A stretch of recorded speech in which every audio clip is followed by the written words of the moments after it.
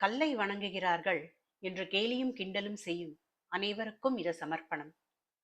பிரதிஷ்டைக்குப் பின் கற்சிற்பம் கடவுளாவது எப்படி? ஆகம சாஸ்திரத்தின் அற்புதம். கருங்கல் ஒன்று சிற்பமாவது சாதாரண விஷயம் அல்ல. கல்லை தேர்ந்தெடுப்பதில் தொடங்கி கற்சிற்பம் உருவாவது வரை ஏகப்பட்ட சாஸ்திரங்களை முன்னோர்கள் உருவாக்கி வைத்துள்ளார்கள். சிலைக்கே ஏகப்பட்ட விதிகள் என்றால் வழிபடக்கூடிய மூலவராக உருவாகும் கற்சிற்பம் வடித்தவுடன் அப்படியே கொண்டு போய் பிரதிஷ்டை செய்து விட முடியாது. அறிவியலும் ஆன்மீகமும் பின்னி பிணைந்த பல வழிமுறைகளை கடைபிடித்து சிலைக்கு கடவுள் கடாட்சத்தை ஏற்றுகிறார்கள். சிற்ப சாஸ்திரம் ஆகம விதிகளின்படி உருவாகும் கடவுள் சிலைகள் முதலில் சுத்தம் செய்யப்பட்டு ஒரு நல்ல நாளில் ஜலவாசத்தில் வைக்கப்படுகிறது. அதாவது 3 புண்ணிய நதிகளின் நீரையும் முக்கிய தீர்த்தங்களின் நீரையும் கடவுள் சிலை எந்த தலத்தில் வைக்கப்பட்ட போகிறதோ அந்த தீர்த்தத்தையும் சேர்த்து புதிதாக உருவாக்கப்பட்ட சிலையை ஒரு மண்டலம், அதாவது 48 நாட்கள் அமிழ்த்தி வைக்க வேண்டும். ஜலவாசத்தில் இருக்கும் சிலை குளிர்ந்து உறுதியாக உருவாகும்.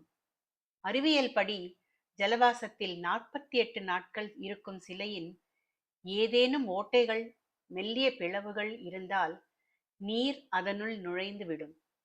நுழையும் நீர் குமிழிகளை வெளியே தள்ளிவிடும். இதனால் அந்த சிலை பின்னமான சிலை என்றும் அது வழிபடத்தக்கது அல்ல என்றும் கண்டுபிடித்து விடலாம். இதனால் குறைபட்ட சிலையை வணங்கும் குற்றம் தடுக்கப்படுகிறது.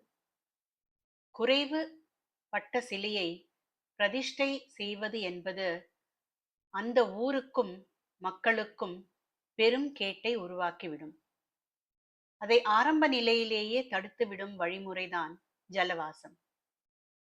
48 நாட்கள் நீரில் ஊறிய சிலையை எடுத்து அடுத்ததாக தானிய வாசத்தில் வைக்கிறார்கள். அதாவது சிலை மூழ்கும் அளவுக்கு நவதானியங்களை கொட்டி வைக்கிறார்கள். இதுவே தானிய வாசம். இதுவும் 48 நாட்கள் தான்.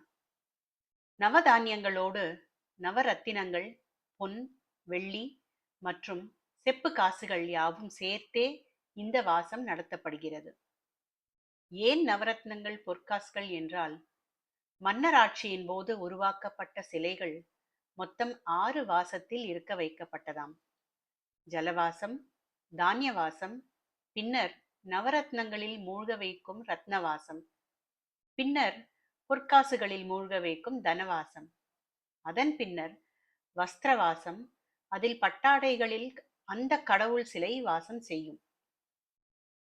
இறுதியாக சயனவாசத்தில் கடவுள் சிலை வைக்கப்படும்.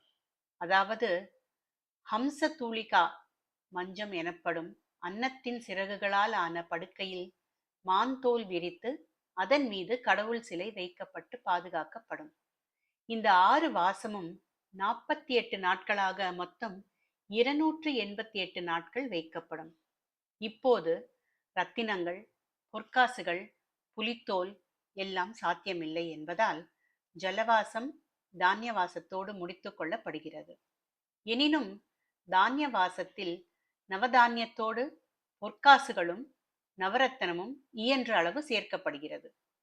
சரி, ஏன் இந்த தானியவாசம் என்றுதானே கேட்கிறீர்கள்? நீரில் ஊறி ஏதாவது ஓட்டை விரிசல் இருந்தால் காட்டும் ஜலவாசம் தாண்டியும் ஏதேனும் குற்றம் குறை சிலையில் இருந்தால் அதை தானியவாசம் சுட்டி காட்டிவிடும். நவதானியத்தில் இருந்து வெளியாகும் வெவ்வேறு விதமான வெப்பம் சிலையை தாக்கும். 48 நாட்கள் இந்த வெப்பத்தில் இருக்கும் சிலையில் ஏதேனும் வலிமையற்ற பகுதிகள் இருந்தால் அவை உடைந்து விடும். தேரை போன்ற பாதிப்பு கொண்ட சிலை என்றால் இந்த வாசத்தில் உடைந்து சிலையின் குற்றத்தை காட்டி கொடுத்து விடும். அதாவது ஜலவாசம், தானியவாசத்தில் சிலைகளின் குற்றம் குறைகள் தெரிந்துவிடும். அதை போலத்தான் ரத்தினவாசத்தில் நவக்கிரகங்களின் அம்சமான நவரத்தினங்களின் குணங்களை சிலைகள் பெறும். அதுபோலவே தன, வஸ்திர, சயன வாசத்தில் இருக்கும் சிலைகள் தெய்வ அதிர்வினை பெற்று விளங்கும். 6 மண்டல வாசமும் முடிந்து தயாராகும் தெய்வ சிலைகளின் கண்கள் பிரதிஷ்டை செய்ய போகும் 2 நாட்களுக்கு முன்னர் தான் திறக்கப்படும். இன்றும் தெய்வ சிலைகள் வடிக்கப்பட்ட பின்னர் அவை ஒரு நாளில் ஜலவாசம், தானியவாசம் எனும் அறிவியல் முறையிலான ஐதீகப்படி வைத்து குளிர், உஷ்ணம் இவற்றால் பாதிக்கப்படாத நிலையை சிலைகளுக்கு கொண்டு வருவார்கள். இதனால் அப்பழுக்கில்லாத முழுமையான சிலை உருவாகிறது. அதன் பிறகு 7 நாட்கள் வரை புஷ்பாதி வாசத்தில் சிலையை வைக்கிறார்கள். பல்வேறு விதமான நறுமண மலர்களில் சிலை இருக்கும்போது அந்த சிலைக்கு வாசம் மட்டுமல்லாது மலர்களின் சத்தும் ஊறி அந்த சிலைகள் மூலிகை சத்தினை பெறுகிறது. புஷ்பாதி வாசத்துக்கு பிறகு கண்களை திறக்கும் நிகழ்வுக்கு முன்பாக அந்த தெய்வ சிலை சயனாதி வாசத்தில் வைக்கப்படுகிறது. நல்ல மஞ்சத்தில் தலையணை உள்ளிட்ட வசதிகளோடு கிழக்கே பார்த்து கடவுள் சிலையை வைத்து விடுகிறார்கள். இந்த வாசத்தில் சிலையின் கிடைமட்ட வடிவம் சோதிக்கப்படுகிறது. இத்தனைக்கும் பிறகுதான் கண் திறக்கும் புனித நிகழ்ச்சி நடக்கிறது. தகுந்த பூஜைக்கு பிறகு தலைமை ஸ்தபதியால் தங்க ஊசி கொண்டு கண்களில் மெல்லிய கீறலால் கருவிழி திறக்கப்படுகிறது. அதன் பிறகே அந்த தெய்வச் சிலைக்கு முழுமையான அழகு வருகிறது. பின்னர் கும்பாபிஷேகத்தின் போது தொடர்ந்து நடந்த யாகசாலை பூஜையின் போது வைக்கப்பட்ட புனித நீர், காப்பு கயிறு போன்ற பல்வேறு புனித பொருட்களால் சுவாமிக்கு தெய்வீக தன்மை ஊட்டப்படுகிறது. ஸ்பரிசவாதி என்னும் இந்த கடைசி வாசத்தில் சுவாமியின் நவத்வாரங்களுக்கான மந்திரம் மோதப்பட்டு மின்காந்த சக்தி உள்ளிட்ட பல்வேறு அம்சங்கள் அந்த சிலைக்கு அளிக்கப்பட்டு முழுமையான கடவுளாக மாற்றி அமைக்கப்படுகிறது. இந்த காரியத்தை கருவறையில் பிரதான ஆச்சாரியார் செய்து வைப்பார். கல்லில் இருந்து வடிக்கப்பட்ட சிலை இவ்வாறு பல்வேறு அறிவியல் ஆன்மீக வழிமுறைகளின்படிதான் அருள்மிக்க கடவுளாக மாறுகிறது. கல்லை வடித்து பொதுவில் வைத்தால் அது சிலை. அதுவே இத்தனை புனித வழிகளால் மேம்படுத்தப்பட்டால்தான் அது நாம் வணங்கும் கடவுளாக மாறுகிறது. மனிதனும் அப்படித்தான்.